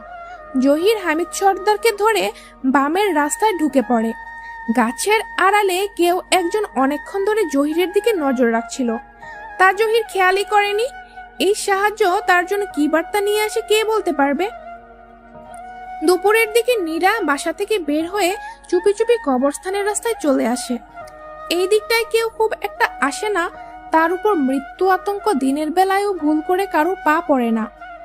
অবশ্য আসার পথে স্থানীয় কয়েকজন নীরার দিকে আর চোখে তাকিয়ে নিজেদের মধ্যে কি যেন বলছিল। নীরা দেখেও না দেখার ভান করে এই দিকে ঢুকে পড়ে। নীরা বেশ সতর্ক দৃষ্টিতে চারপাশে চোখ রাখছে, কোনো কিছু যেন বাদ না পড়ে যায়। ধীর পায়ে ঝোপ এড়িয়ে পা ফেলছে নীরা। বাসজারের সামনে আসতেই গতকাল রাতের কথা মনে পড়ল তার। আজও কি কেউ সেখানে দাঁড়িয়ে থাকবে? অবশ্য দিনের বেলায় খারাপ কিছু খুব একটা বের হয় না। নীরা বাসজার পেরিয়ে গতকাল রাতে ছায়া দেখা সেই জায়গাটায় দাঁড়িয়ে পড়ল। নিচের দিকে কিছুটা ঝুঁকে পায়ের চাপ খুঁজতে শুরু করলো নীরা, কিন্তু তেমন কিছুই খুঁজে পেল না সে। নীরা ভাবছে, গতকাল রাতে নুপুরের শব্দ পানিতে পড়ার আওয়াজ শুনেছিল সে। একটু সামনে গেলেই কচুরিপানার ডোবা। নীরা বেশ সাবধানে আশেপাশে একবার তাকিয়ে ডোবার কাছেই নরম মাটিতে নেমে পড়ে। হঠাৎ একটা জায়গায় চোখ পড়ল নীরার। নরম মাটিতে বেশ বড় একটা দাগ, একদম ডোবার পানিতে মিশে গেছে। নীরা একটা লাঠি হাতে নিয়ে মেপে দেখে দাগটা। নীরার চোখ ছানা বড়া, খোলসটার সাথে দাগের মাপ একদম মিলছে। তার মানে সাপ কিংবা যাই হয়ে থাক, সেটা ডোবার কাছাকাছি লুকিয়ে আছে। বেশি দূর যেতে পারেনি। নীরা ডোবার আশেপাশে তাকিয়ে লুকিয়ে থাকার মতো কিছু খুঁজতে শুরু করলো। ডোবার একদম কোনায় একটা নুয়ে পড়া নারকেল গাছে নীরার চোখ পড়ে। নারকেল গাছের পাশে একটা কিছু দেখা যাচ্ছে। নীরা নরম মাটি থেকে উঠে কবরস্থান পেরিয়ে কচুরিপানার ডোবার পাশ ধরে রাস্তা দিয়ে হাঁটতে শুরু করে। বড় একটা গর্ত পেরিয়ে নারকেল গাছটার সামনে এসে দাঁড়ায় নীরা। গাছটা প্রায় মৃত, বাতাসে একদিকে হেলে পড়েছে। একটা পুরনো টিনশেডের বাড়ির উপরে, দেখে পরিত্যক্ত জায়গা বলেই মনে হচ্ছে নীরার। হঠাৎ পাতার মর্মর শব্দে নীরা চমকে ওঠে। এই ফাঁকা জায়গায় কে আসবে? নীরা শব্দটা অনুসরণ করে হাঁটতে শুরু করে। নারকেল গাছ পেরিয়ে কিছুটা সামনে যেতেই মনে হলো একটি মেয়ে রোদে বসে আছে। মেয়েটি মাটিতে কি যেন খুঁজছে। নীরা ধীর পায়ে মেয়েটির পেছনে গিয়ে দাঁড়ালো। নীরার মনে হলো এই মেয়েটি পরিণয় তো। জিজ্ঞেস করলেই যদি সে উত্তর দেয় তার নাম পরি, ঝাঁপিয়ে পড়ে তার উপর। এই ফাঁকা পরিত্যক্ত জায়গায় কে আসবে তাকে বাঁচাতে? নীরা কাপা গলায় জিজ্ঞেস করে, এই মেয়ে, তোমার নাম কি? এই জায়গায় বসে কি করো? মেয়েটি নীরার দিকে ঘুরে তাকিয়ে বলে, শাপলা তুলতে আইসি আপা, আমার নাম মৌহিনী। আমার পায়ে খুব ব্যথা, উঠে দাঁড়াতে পারছি না। নীরা যেন কথা বলতে ভুলেই গেছে। এত সুন্দর মেয়ে সে আগে কখনো দেখেছে বলে মনে হয় না, যেন স্বর্গ থেকে কোনো অপ্সরী নেমে এসেছে কচুরিপানার ডোবায়। তার দিকে তাকিয়ে যুগের পর যুগ কাটিয়ে দেওয়া যাবে। হঠাৎ কারো ধাক্কায় নীরার ঘোর ভাঙ্গে। পেছনে তাকিয়ে দেখে শাহেদ দাঁড়িয়ে আছে। নীরা বলল, আমি এখানে কেন? শাহেদ হেসে বলল, সেটা তো বলতে পারছি না। রাস্তা দিয়ে আসার পথে শুনলাম আপনি নাকি এই পথে অনেকক্ষণ হয়েছে এসেছেন। আপনাকে খুঁজতে এসে দেখি আপন মনে বিড়বিড় করছেন। শাহেদের কথায় নীরার সব মনে পড়ে যায়। নীরা সামনে তাকিয়ে দেখে সেই মেয়েটি নেই। নীরা বলল, মৌহিনী কোথায়? এখানেই তো বসেছিল। বলল ওর পায়ে ব্যথা। নীরার কথা শুনে শাহেদ অবাক হয়ে বলে, দিনের বেলায় বড় কেউ আসতে সাহস করে না, আর একটা মেয়ে এখানে আসবে? নীরা বেশ ঘাবড়ে গেছে। উত্তেজিত হয়ে বলল, এখান থেকে তাড়াতাড়ি চলুন। শাহেদ মাথা নেড়ে সামনে হাঁটতে শুরু করে। নীরা বলল, আপনার আজ অফিস নেই? শাহেদ উত্তর দেয়, আমার প্রজেক্টের কাজ শেষ, কাল বা পরশুর মধ্যে খুলনা চলে যাব। নীরাকে যেন কিছুটা ম্লান মনে হলো। বলল, তাহলে তো আপনার সাথে আর দেখা হবে না। চলুন, আজ না হয় আপনাকে নিয়ে শহরটা ঘুরে আসি। শাহেদ মুচকি হেসে নীরার কথায় সম্মতি জানিয়ে বলল, আজ কপাল দেখছি বেশ ভালো। পথ চলতে চলতে নীরার তার মায়ের সকালবেলার কথাগুলো মনে পড়ে। সাপ দুর্বল হলেও খুব একটা সামনে যেতে পারে না, আর মৌহিনী বলেছিল তার পায়ে ব্যথা, হাঁটতে পারছে না। তাহলে কি মৌহিনী নামে মেয়েটি সেই পরি? হামিদ সর্দার ছোট্ট একটা সরু পথ ধরে হাঁটছেন। চারপাশে শুধুই অন্ধকার। তার হাতে সেই কাগজটা নেই। ধুলোতে বারবার নিঃশ্বাস বন্ধ হয়ে আসছে। থানা তো এত দূরে হওয়ার কথা নয়, আর এই অন্ধকারে সরু পথে থানার রাস্তা কল্পনার বাইরে। সঙ্গে সকালের সেই লোকটি তার সাথে নেই। এই অপরিচিত মানুষটি কথা কম বলে, শুধুই ইশারাতে হাঁটতে বলছে। ছোট্ট একটা ঘরে ঢুকতেই হামিদ সর্দার থেমে বলল, বাবু, আমি আর হাঁটতে পারবো না, এবার থামুন। সেই কখন থেকে আমায় বসিয়ে রেখে এখন এই সন্ধ্যায় অন্ধকারে কোথায় নিয়ে যাবেন? আমাকে আগের জায়গায় নিয়ে দিয়ে আসুন, আমি আর থানায় যাব না। হামিদ সর্দারের সামনে থাকা লোকটি গম্ভীর গলায় বলল, বললেই তো যাওয়া হবে না সর্দার, আপনাকে যে কিছুদিন এখানে থাকতে হবে। হামিদ সর্দার কিছু বুঝে ওঠার আগেই লোকটি তাকে চেয়ারে বসিয়ে দড়ি দিয়ে বাঁধতে শুরু করলো। লোকটির সঙ্গে জোড়াজুড়ি করে খুব একটা লাভ হলো না হামিদ সর্দারের। বয়স হয়েছে অনেক, এখন সেই লাঠির শক্তি শরীরে নেই, আর এই তগড়াই লোকটার সঙ্গে সহজে কিছু করা যাবে না। হামিদ সর্দার বলল, আমার অপরাধটা কি? আমি তো শুধু থানায় যাব বললাম। লোকটি বিকট শব্দে হেসে বলে উঠল, ওই থানায় যাওয়াটা আপনার অপরাধ। আমাদের কাজ শেষ হওয়ার আগে আপনি এই সুলতানপুর ছেড়ে কোথাও যেতে পারবেন না। কাজ শেষ হলে আপনাকে ঠিক রাস্তার মোড়ে পৌঁছে দিয়ে আসব। খুন করা আমি খুব একটা পছন্দ করি না, তবে প্রয়োজনে সেটা করতে আমার এতটুকু হাত কাঁপবে না সর্দার বাবু। হামিদ সর্দার ভয়ে কাঁপতে শুরু করলো। কাঁপা গলায় বলল, আমি কিছু বলবো না, আমি মণিকান্তপুর ফিরে যাব। আমার বউ বাচ্চা আছে, আমি পরি নিয়ে কিছুই বলবো না। লোকটি এবার কিছুটা শান্ত হয়ে বলল, রাতে আপনার খাবার এখানে পৌঁছে যাবে, চুপ থাকলে আপনার জন্যই ভালো। লোকটি আবার উল্টো দিকে ফিরে আস্তে আস্তে অন্ধকারে মিলিয়ে গেল। লোকটি চলে যেতেই হামিদ সর্দার কাঁপতে শুরু করলেন। বিড়বিড় করে বলল, উপকার করতে এসে কি বিপদে পড়লাম, কিন্তু ওদিকে যে সব শেষ হয়ে যাবে। জহির বেশ দ্রুত পা চালিয়ে হাঁটছে। লম্বা একটা চাদর দিয়ে পুরো শরীর ঢেকে রেখেছে সে। চাদরের ফাঁকে চোখ বের করে বারবার এদিক ওদিক তাকিয়ে কি যেন দেখছে। হাতে ওষুধের প্যাকেট। সন্ধ্যা থেকে মেয়েটার পেটে ব্যথা করছে। বাসা থেকে যখন বের হয়েছিল তখন দোকানপাট সব বন্ধ, বাধ্য হয়ে বাইরে যেতে হয়েছে। ওষুধ নিয়ে ফিরতে পুরো ফাঁকা হয়ে গেছে আশপাশ। জহিরের হাত কাঁপছে, মনে হচ্ছে এই পথ যেন কয়েক মাইল বাকি আছে, শেষই হচ্ছে না পথ। হঠাৎ তাদের এলাকার স্কুলঘরের দিকে চোখ পড়ে জহিরের। গত 2 বছর ধরে পরিত্যক্ত হয়ে পড়ে আছে, মেরামত আর অযত্নে এখন তা বন্ধ, কিন্তু পরিত্যক্ত স্কুল করে আলো জ্বলছে মনে হলো তার কাছে। জহির দাঁড়িয়ে পড়ে। ভুল দেখেনি সে, একটা ক্ষীণ আলো বারবার জ্বলছে আর নিভছে। জহির ভাবছে চোর নয় তো, কিন্তু চোর সেদিকে কি করবে? চোর তো মানুষের বাসা চুরি করে, স্কুল ঘরে চুরি করার মতো কিছুই নেই। জহির কৌতূহলী হয়ে স্কুল ঘরের দিকে পা বাড়ায়। শরীর থেকে চাদর সরিয়ে তা কাঁধের উপর ফেলে রাখে। বড্ড বিরক্ত লাগছে গায়ের উপর। স্কুল ঘরের সামনে আসতেই কাউকে দেখতে পেল না জহির। নারকেল গাছটা যেন বাতাসে দুলে উঠল। হিস হিস শব্দ কানে আসতেই পুরনো ভয় পেয়ে বসে জহিরকে। কাপা হাতে চাদর দিয়ে মুখ ঢাকতে গিয়ে মাটিতে পড়ে যায় চাদরখানা। জহির নিচে তাকিয়ে চাদর উঠাতে যাবে, এমন সময়ে কালো কুচকুচে পা তার নজরে পড়ে। জহির সামনে তাকিয়ে যেন ভিমড়ি খেল, মুখ দিয়ে আপনি বের হয়েছে। তখনই জহিরের চাপা আর্তনাদ শোনা গেল। হিস হিস শব্দটা আস্তে আস্তে ডোবার পাশ ঘেঁষে কোথায় যেন হাওয়া হয়ে গেছে। ইন্সপেক্টর আশরাফ আলী হাসপাতালের করিডোরের সামনে দাঁড়িয়ে আছে। আজ রোগীর বেশ চাপ। ডেঙ্গু আক্রান্ত দিন দিন প্রকট আকার ধারণ করছে। নিচ থেকে রোগীদের লম্বা সিরিয়াল। এই সিরিয়াল ভেদ করে উপরে উঠতে ইন্সপেক্টর আশরাফ আলীর নাভিশ্বাস উঠে গেছে। তার উপর আজ পুলিশের পোশাক পরে আসেনি। লোকজন ভিড় ঠেলে সামনে এগিয়ে আসতে দেখলেই দাঁত কিরমির করে তেড়ে আসে। ভোর থেকে ঘন্টার পর ঘন্টা লাইনে দাঁড়িয়ে এক পা পিছিয়ে যেতে কেউ রাজি নয়। তার উপর ভিড়ের মাঝে কেউ ঢুকে পড়লে লাইন ভেঙে যাওয়ার সম্ভাবনা বেশি।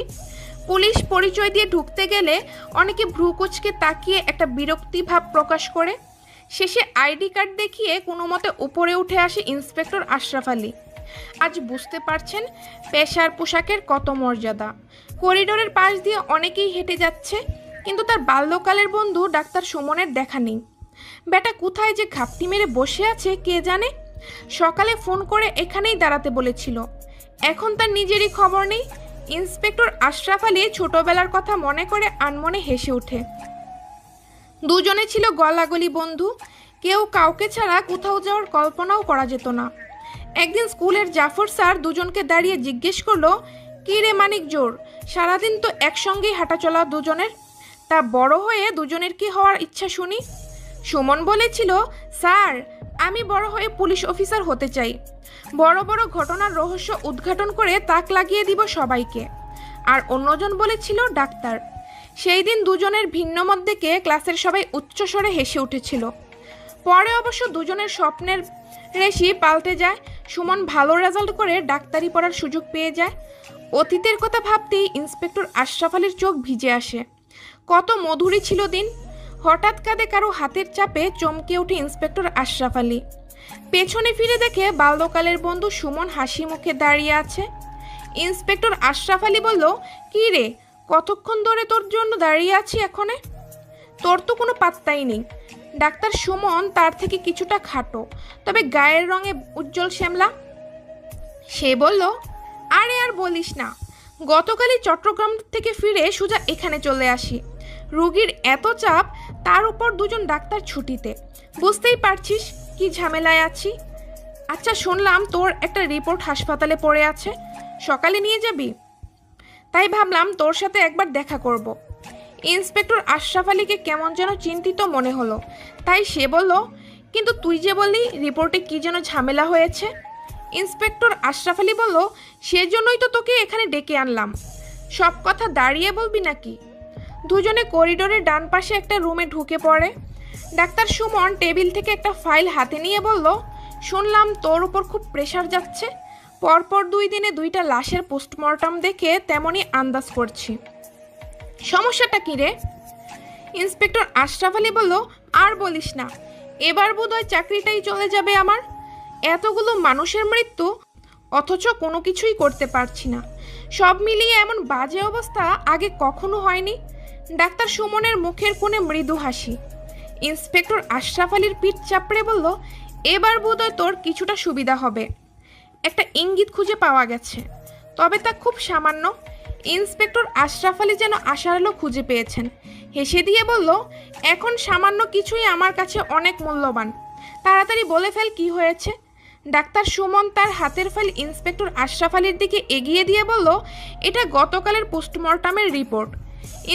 ইন্সপেক্টর আশরাফ আলী ফাইলে একবার চোখ বুলিয়ে তাকে বেশ হতাশ মনে হলো। বলল, সেই একই তো ফলাফল। সাপের বিষে লোকটার মৃত্যু হয়েছে। প্রথমে চোখে আক্রমণ করা হয়েছে তাকে। ডাক্তার সুমন চেয়ার ছেড়ে উঠে দাঁড়ালো। পায়চারি করতে করতে বলল, মাঝে মাঝে অনেক ছোট কিন্তু মূল্যবান কিছু আমাদের চোখের সামনে থেকেও আমরা তা দেখতে পাই না। আমি গতকাল রাত থেকে তোর তদন্ত করা সবগুলো লাশের রিপোর্ট দেখা শুরু করি।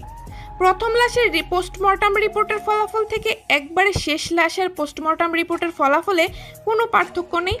কিন্তু বন্ধু, ইন্সপেক্টর আশরাফ আলী শেষের কথা শুনে চমকে উঠে বলল, কিন্তু কি? ডাক্তার সুমন হেসে বলল, গতকালের পোস্টমর্টমের রিপোর্টের শেষের অংশ ভালো করে খেয়াল করে দেখো, কিছু বুঝতে পারিস কিনা। ইন্সপেক্টর আশরাফ আলী তার বন্ধুর কথায় কিছুই বুঝতে না পেরে আবার ফাইলের দিকে চোখ রাখে। কিছুক্ষণ পর ইন্সপেক্টর আশরাফ আলীর চোখ দুটো উত্তেজনায় বেশ বড় হয়ে গেল। অবাক বিস্ময়ে তার বন্ধু ডাক্তার সুমনের দিকে তাকিয়ে বলল, এটা কি করে সম্ভব?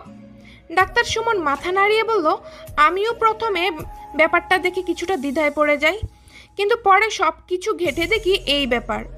ইন্সপেক্টর আশরাফ আলী কিছু বলতে যাবে এমন সময় তার ফোনটা বেজে ওঠে। রিসিভ করে কানে ধরতেই ওপাশ থেকে কেউ যেন কাঁদছে। একটু পরেই ইন্সপেক্টর আশরাফ আলী উত্তেজিত হয়ে বলল, কি হয়েছে গতকাল রাতে? আমি এখনই আসছি। ডাক্তার সুমন কিছুই বুঝতে না পেরে জিজ্ঞাসা দৃষ্টিতে তাকিয়ে রইল তার বাল্যকালের বন্ধুর দিকে। ইন্সপেক্টর আশরাফ আলী শুধু বলল, তোর সাথে পরে কথা হবে। তারপর ফাইলগুলো হাতে নিয়ে তাড়াহুড়োয় বেরিয়ে পড়ল রুম থেকে। দুপুরের দিকে জ্ঞান ফেরে নীরার। চোখ মেলে তাকিয়ে দেখে সাদা অ্যাপ্রন পরা একজন মহিলা ডাক্তার তার পাশে বসে আছে। চোখ মেলে তাকাতেই ডাক্তার নীরার চোখের উপর লাইটের আলো ফেলে, তারপর একটা খাতায় কি যেন লিখে। নীরা তার মায়ের দিকে ফিরে তাকালো। বিছানার এক পাশে চিন্তিত মুখে দাঁড়িয়ে আছে। সকাল থেকে বোধহয় কিছুই খাওয়া হয়নি, মুখটা কেমন শুকনো হয়ে আছে। লেখা শেষ হলে ডাক্তার বলল, মাথায় আঘাত লেগেছে কিভাবে? নীরা শোয়া থেকে উঠে বালিশের উপর শরীর ভর দিয়ে বসে। তারপর বলল, রাতে লোডশেডিং হওয়ার পর কিছু একটার সাথে ধাক্কা লাগে, অন্ধকারে ঠিক সামলে উঠতে পারেনি। সেলিনা বেগম নীরার পাশে এসে বসলেন। চিন্তিত হয়ে বললেন, সব ঠিক আছে তো ডাক্তার আপা? ডাক্তার বলল, চিন্তার কিছুই নেই, মাথার পেছনে একটু ব্যথা পেয়েছে। ঘণ্টাখানেক শুয়ে বিশ্রাম নিলে একদম সুস্থ হয়ে যাবে। আর কিছু মেডিসিন আছে, তা সময় করে খাওয়াবেন। আমি আজ তাহলে আসি। মহিলা ডাক্তার চলে যেতেই সেলিনা বেগম নীরার মাথায় হাত রেখে বললেন, তুই কি আমাকে শান্তিতে থাকতে দিবি না? অন্ধকারে হাঁটতে বলেছিল কে তোকে? চুপ করে বিছানায় শুয়ে থাকলে তো এমনটা হতো না। নীরা তার মায়ের কথার জবাব না দিয়ে বলল, আম্মু, তুমি আমার রুমে কখন এসেছিলে? সেলিনা বেগম বললেন, এই তো সকালে। তোকে ডাকতে এসে দেখি নিচে পড়ে আছিস। তারপরই তো চিৎকার করতেই বাড়িওয়ালা এসে ডাক্তার আপাকে ফোন দিলেন। নীরা আনমনে কি যেন ভেবে বলল, সকাল থেকে বারান্দায় তুমি কিংবা অন্য কেউ গিয়েছিল? সেলিনা বেগম এমন উদ্ভট প্রশ্ন শুনে কিছুটা রেগে গেলেন। মেয়ের জন্য চিন্তায় তার সকাল থেকে কিছুই খাওয়া হয়নি, আর কী সব প্রশ্ন করছে। রুড়ো গলায় বললেন, না যায়নি। তা জেনে তোর কি দরকার? নীরা জবাব না দিয়ে কথাটা এড়িয়ে গিয়ে বলল, আমার জন্য একটু স্যুপ করে নিয়ে আনতে পারবে? শরীরটা খুব দুর্বল লাগছে। নীরার কথা শুনে সেলিনা বেগম বেশ ব্যস্ত হয়ে পড়লেন। তাড়াতাড়ি উঠে দাঁড়িয়ে বললেন, এই কথাটা আগে বলবি তো? তা না করে কি অদ্ভুত প্রশ্ন করছিস? তিনি আরও কিছুক্ষণ আনমনে কথা বলে চলে গেলেন বাইরে। নীরা কিছুটা সামনের দিকে ঝুঁকে বসতেই একটা শব্দ বের হলো মুখ দিয়ে। মাথার পেছনে বেশ ভালোই আঘাত লেগেছে গত রাতে। নীরা ভাবছে, সবাইকে তো মিথ্যা বলে ফেললাম, কিন্তু গতকাল রাতের ঘটনা তো আর মিথ্যা নয়। বারান্দায় একটি মেয়ে সত্যিই দাঁড়িয়েছিল। চুলগুলো বেশ লম্বা ছিল মেয়েটির, কিন্তু অন্ধকারে কি পড়েছিল বোঝা যায়নি। নাম জিজ্ঞেস করতেই উত্তর দিল তার নাম পরি। কিন্তু তারপরই ঘটল আসল ঘটনা। সাহস করে বিছানা থেকে নিচে নেমে বারান্দার দিকে এগিয়ে যেতেই মনে হলো কেউ একজন পেছন থেকে খুব জোরে আঘাত করলো, কিন্তু জায়গা মতো লাগাতে পারেনি। একটা ছোটোখাটো দস্তাদস্তি হয়ে গেল তখন। তারপরই মাথায় জোরে আঘাত করে। আর কিছুই মনে নেই। গত রাতের ঘটনা সামনে দাঁড় করালে একটা প্রশ্ন আসে, সত্যি কি পরি আছে, নাকি পরি কাহিনীকে কাজে লাগিয়ে অন্য কেউ নতুন করে কিছু করতে চায়? নীরা বিছানা থেকে উঠে নিচে নেমে বারান্দার দিকে যায়। বেশ সাবধানে নিচের দিকে তাকিয়ে পা ফেলে। হঠাৎ বারান্দার দরজার সামনে আসতেই থমকে দাঁড়ায় নীরা। বারান্দায় বেশ কিছু জুতার ছাপ পড়ে আছে। নীরা নিচে বসে পড়ে। ভালো করে তাকিয়ে খেয়াল করলো এখানে 2 রকমের জুতার ছাপ রয়েছে। তার মানে গতকাল রাতে দুজন বারান্দা দিয়ে উঠে এসেছিল। কিন্তু সে এখানে থাকলে কার ক্ষতি? পরীর নয় তো? কিন্তু পরি তো মানুষের বাড়ি গিয়ে আক্রমণ করছে না। তাহলে গতকাল রাতে বাসায় আসে কারা? কি তাদের উদ্দেশ্য? এসব কিছু ভাবার মাঝেই হঠাৎ বিছানার নিচে চোখ পড়ে নীরার। কিছু একটা দেখা যাচ্ছে। নীরা উঠে বিছানার দিকে তাকাতেই তার মুখে হাসি ফুটে উঠল। হাতে নিয়ে চোখের সামনে ধরতেই ইন্সপেক্টর আশরাফ আলীর কণ্ঠ শুনে হাতের মুঠোয় লুকিয়ে ফেলে নীরা। একটু পরেই ইন্সপেক্টর আশরাফ আলীকে ভেতরে ঢুকতে দেখে নীরা বলল, আরে আপনি আমার বাসায়? ইন্সপেক্টর আশরাফ আলী বলল, হাসপাতালে একটা কাজে গিয়েছিলাম, তারপর ফোনে খবর পেলাম আপনি নাকি মাথায় আঘাত পেয়ে জ্ঞান হারিয়ে ফেলেছেন। খবরটা শুনে আর বসে থাকতে পারিনি। নীরা বলল, না তেমন কিছু হয়নি, অন্ধকারে একটু পড়ে গিয়ে মাথায় আঘাত লাগে। হাতের কাজ ফেলে আপনার এখানে আসা মোটেও উচিত হয়নি আশরাফ সাহেব। আশরাফ আলী লজ্জিত ভঙ্গিতে বলল, না ঠিক আছে, তবে এখানে আসার একটা কারণও আছে, সেটা শুনলে আপনারও আমার মতো অবস্থা হবে। মানে? চমকে ওঠার মতো অবস্থা। নীরা ভ্রু কুঁচকে তার দিকে তাকিয়ে বলল, একটু পরিষ্কার করে বলুন তো। আমি আপনার কথা কিছুই বুঝতে পারছি না। ইন্সপেক্টর আশরাফ আলী তার হাতে থাকা ফাইল নীরার দিকে এগিয়ে দিয়ে বলল, একবার নিচের দিকে ভালো করে খেয়াল করুন। নীরা ফাইল হাতে নিয়ে পোস্টমর্টম রিপোর্ট পড়ার পর কিছুটা আটকে ওঠে। বলল, তার মানে জহির পরীর আক্রমণে মারা যায়নি, কিন্তু তার শরীরে তো একই বিষ পাওয়া গেছে। তাহলে ব্যাপারটা কি দাঁড়ালো? ইন্সপেক্টর আশরাফ আলী বলল, আমার মনে হচ্ছে পরী বলে কিছুই নেই, সব কিছু ফাঁকে থেকে কেউ একজন লোকগুলোকে মারছে। কিন্তু তাদের লাভ কি? নীরা কিছুটা ভেবে বলল, না, পরী এই সুলতানপুরেই আছে। ইন্সপেক্টর আশরাফ আলী বিস্ময় প্রকাশ করে বলল, তার মানে? নীরা বলল, আপনার ভাষ্য অনুযায়ী গতকাল জহিরের লাশের পাশ থেকে একটা চাদর পাওয়া গেছে। তার মানে সে পরীর ভয়ে মুখ ঢেকে বের হয়েছিল, কিন্তু পথিমধ্যে কিছু একটা দেখে সে স্কুলঘরের দিকে পা বাড়ায়, আর তারপরই তার মৃত্যু হয়। কিন্তু পোস্টমর্টমের রিপোর্ট বলছে জহিরের চোখে আক্রমণ হয়নি ঠিকই, কিন্তু সেখানে সরাসরি সাপের উপস্থিতি নেই, বরং এক ধরনের সূক্ষ্ম সুচ দ্বারা বিষ প্রয়োগ করা হয়েছে। প্রশ্ন হলো, দোকানদার আতর আলী কিংবা আগের লাশগুলোর পোস্টমর্টম রিপোর্ট তো এই রিপোর্টের সম্পূর্ণ বিপরীত। মানে সরাসরি সাপ তাদের চোখে আক্রমণ করে। আমরা শুধু জহিরের রিপোর্ট দিয়ে বাকি সবাইকে বিচার করতে পারি না। আমার মন বলছে পরী ঠিকই আছে, কিন্তু মাঝে কেউ একজন পরীর আতঙ্কে কিছু একটা হাসিল করার মতলব করছে। আর জহির হয়তো তাকে দেখে ফেলায় সে বিষ প্রয়োগ করে তার চোখে, যেন জহিরের মৃত্যু পরীর উপর চাপিয়ে দেওয়া যায়। ইন্সপেক্টর আশরাফ আলী মাথা নেড়ে বলল, এমনটা হতে পারে, কিন্তু আসার তেমন কোনো সম্ভাবনা চোখে পড়ছে না। বেশ জুড়ে হেসে বলল, তবে কি জানেন, এমন জটিল পরিস্থিতিতে আগে কখনো পড়িনি। আমার জোতরতলা ক্ষয় হয়ে গেছে ছুটতে ছুটতে। নীরা হঠাৎ লাফিয়ে উঠে বলল, কি বলেন, জুতোর তলা? ও মাই গড, আমি সমাধান করে ফেলছি আশরাফ সাহেব, আপনি তো আমার চোখ খুলে দিলেন। নীরার এমন আচরণে ইন্সপেক্টর আশরাফ ভেবাচাকা খেয়ে গেল। কিছুই বুঝতে না পেরে বোকার মতো বলে ফেলল, আপনার মাথায় আঘাত কি বেশ ছুরি লেগেছিল? রেগে যাওয়ার মতো কথা হলেও নীরা হেসে বলল, আপনি আমাকে পাগল বলে ইঙ্গিত করলেন তো, তবে আমি কিন্তু রহস্য ভেদ করে ফেলেছি, এবং সেটা আপনার জন্যই। ইন্সপেক্টর আশরাফ আলী অবাক হয়ে নীরার দিকে তাকিয়ে বলল, আমার তো মাথা ঘুরছে, একটু খুলে বলুন তো সব কিছু।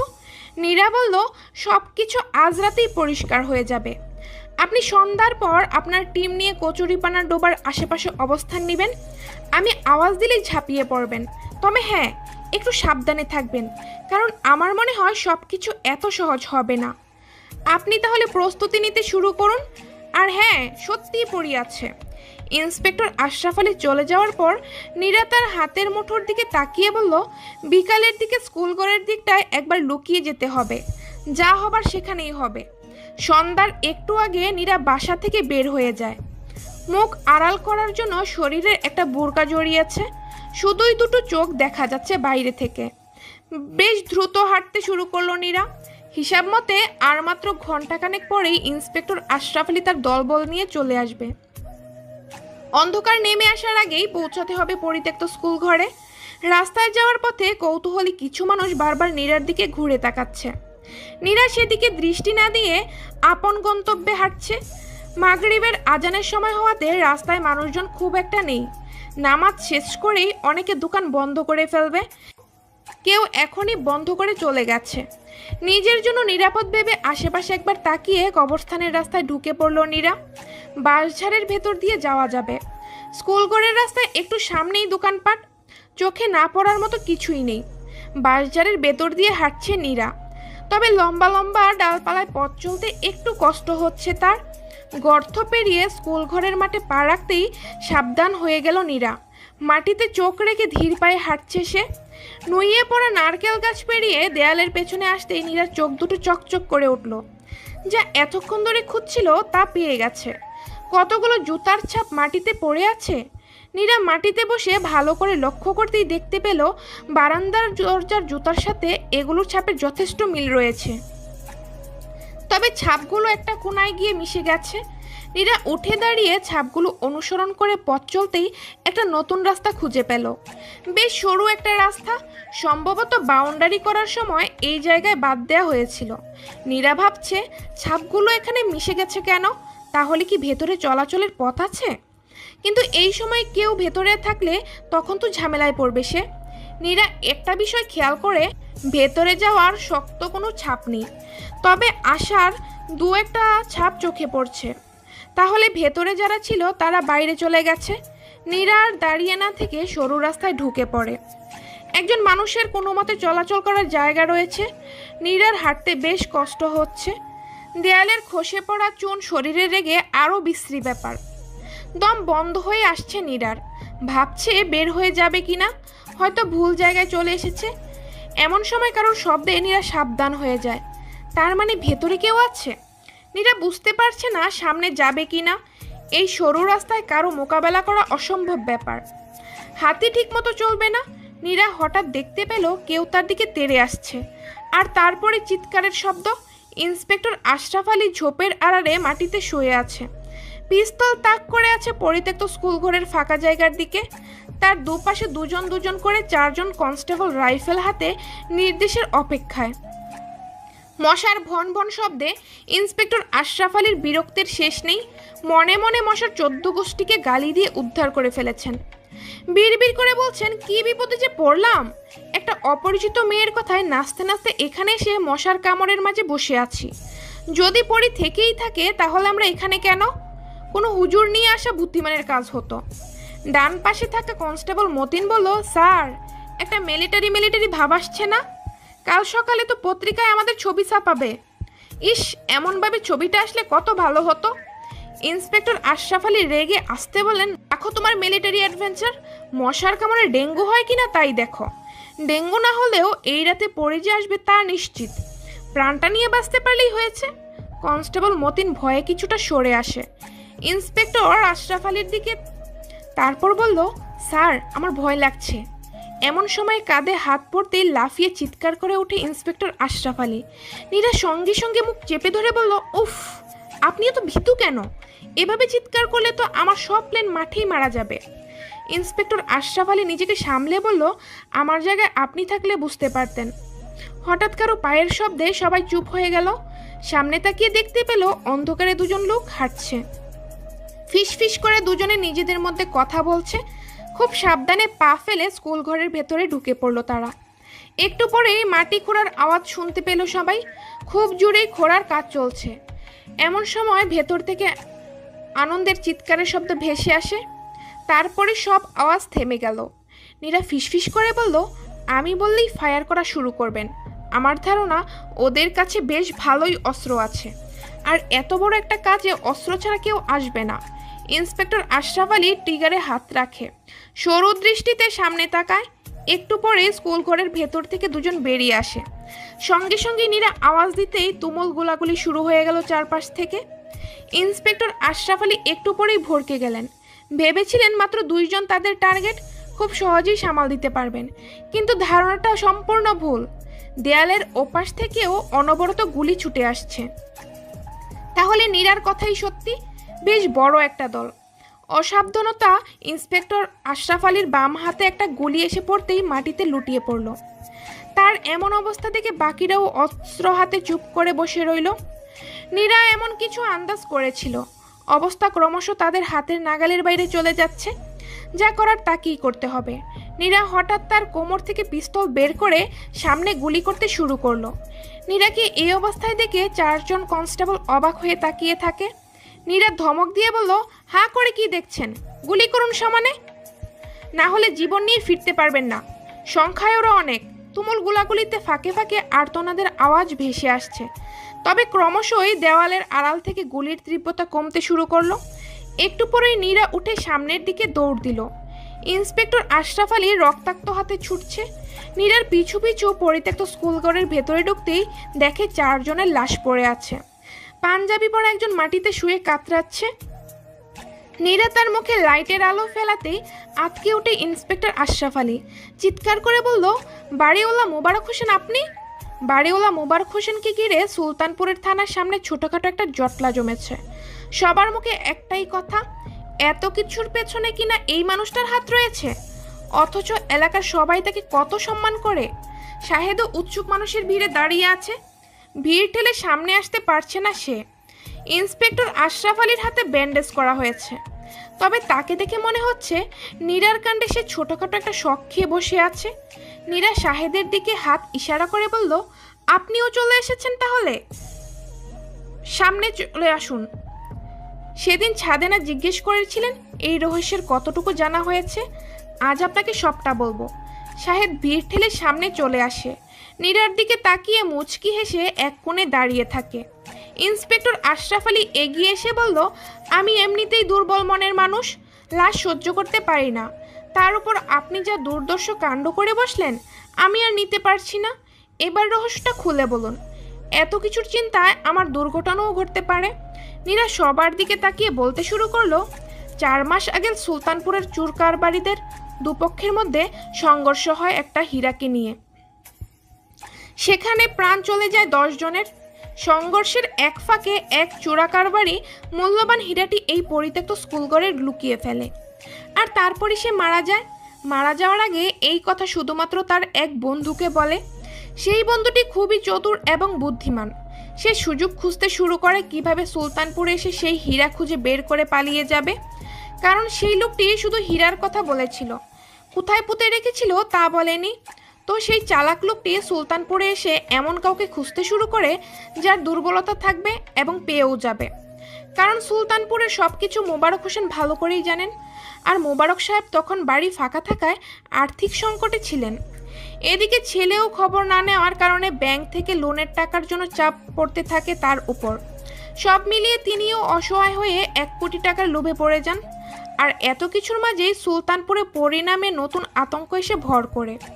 2 জন মানুষের মৃত্যুর পর পরীর ভয়ে মানুষ বাসা থেকে রাতের বেলায় বের হওয়া বন্ধ করে দেয়। এই সুযোগ কাজে লাগায় দুজনে। আর রাত হলেই খুব সাবধানে হীরা খুঁজতে শুরু করে।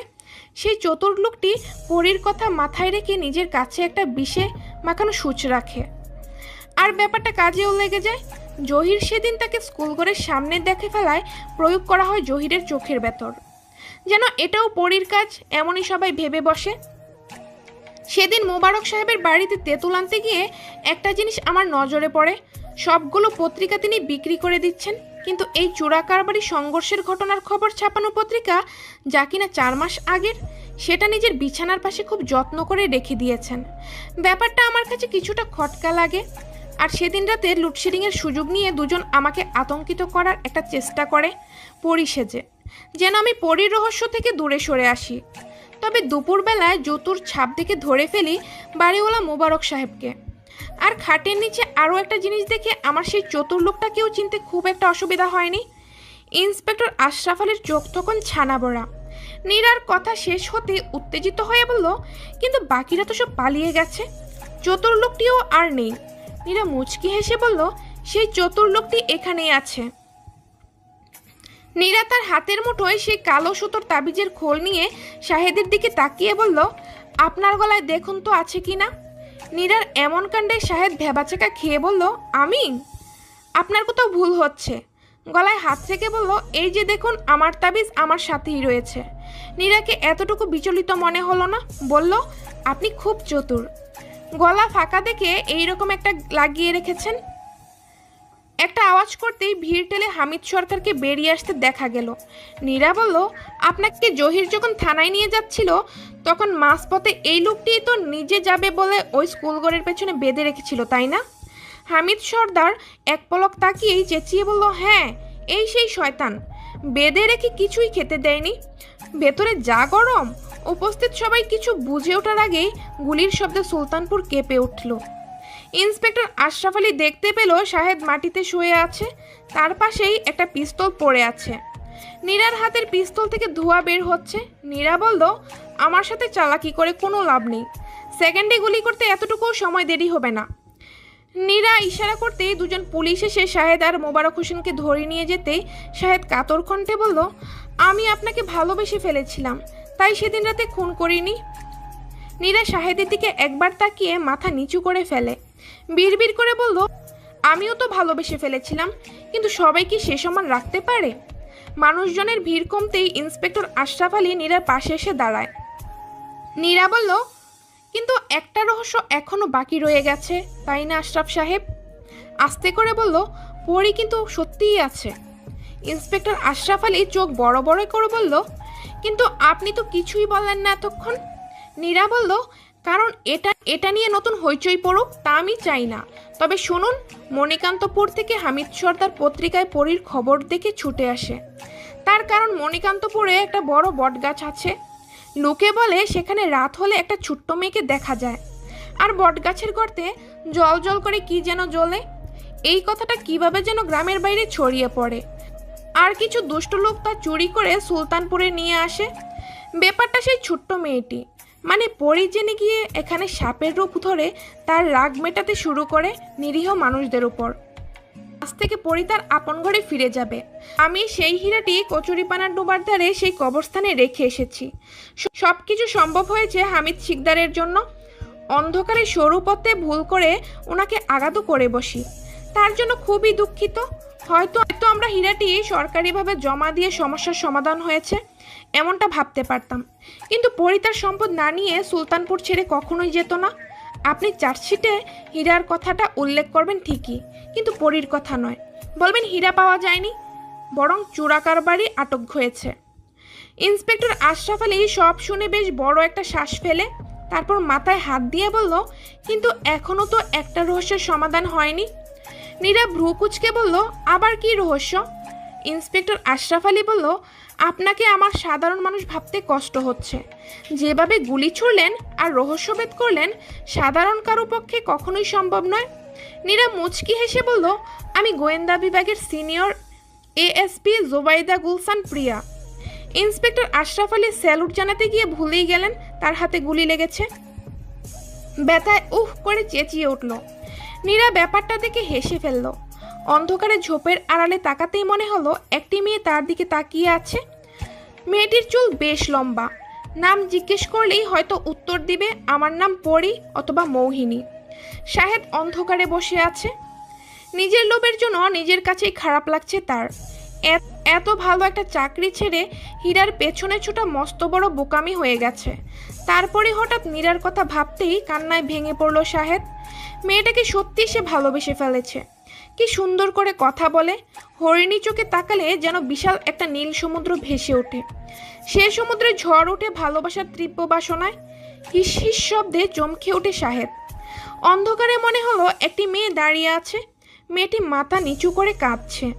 কান্নার আওয়াজ শুনে শাহেদ সেদিন রাতের কথা মনে পড়ল। এমনই করে রাস্তার মাঝে বসে কাঁদছিল মেয়েটি। শাহেদ কাপা গলায় বলল, কে তুমি? অন্ধকার থেকে উত্তর আসে, আমার নাম পরি। তারপরই শাহেদের আর্তনাদের শব্দ।